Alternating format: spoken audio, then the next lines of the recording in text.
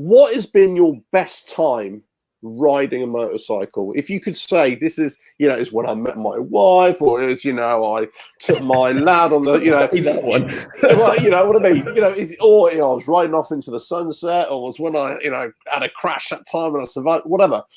What's been your best time riding a bike? RevelatorAlf.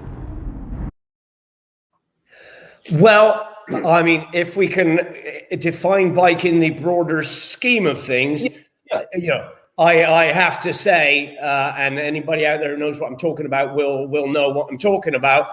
The days of my teens and early 20s in the scooter scene. I mean, that whole scooter scene. I mean, big shout out to Cleveland Stacks, my club, still my club.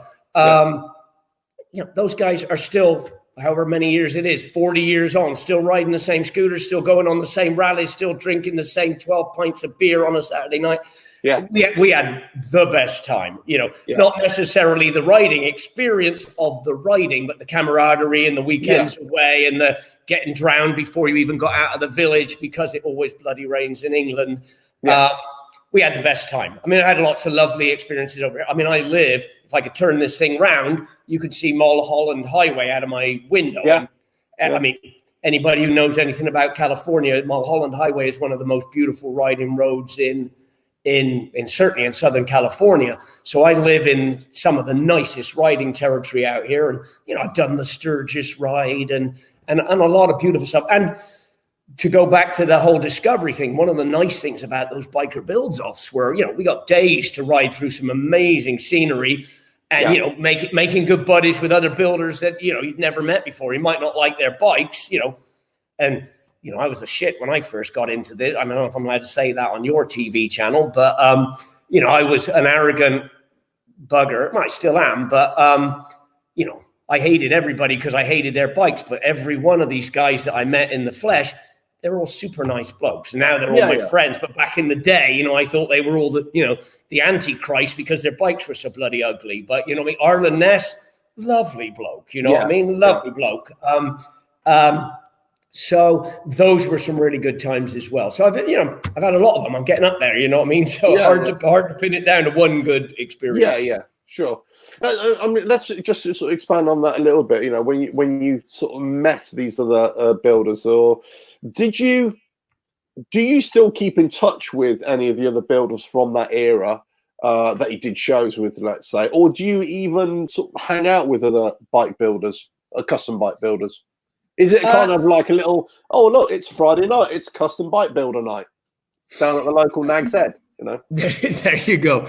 Well. This is a big country, so the local Nag's Head for each of those bike builders, it's about 1,000 miles apart. Right, exactly. So I don't just pop off and see Eddie Trotter for the afternoon because he's 2,500 miles away from me. Right. But so I'm pretty terrible at it. I've always been a bit of a hermit. I try to operate.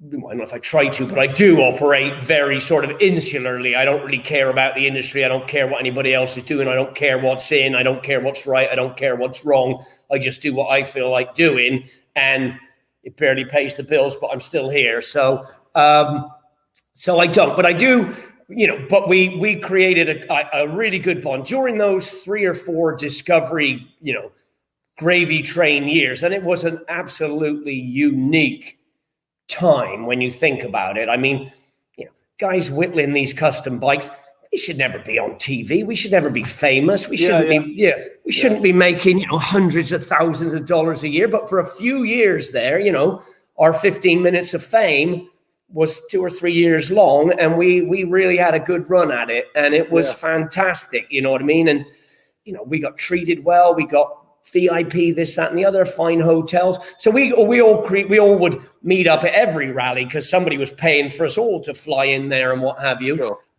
So we created a really strong bond. So although I don't keep in a day-to-day contact or Facebook friend any of them or anybody for that matter, we still have a good strong bond, and we see him from time to time. Thursday night, Easy Rider magazine is being relaunched. It's having its 50th year thing. So I'm hoping to see a whole bunch of them on Thursday down there. Brilliant.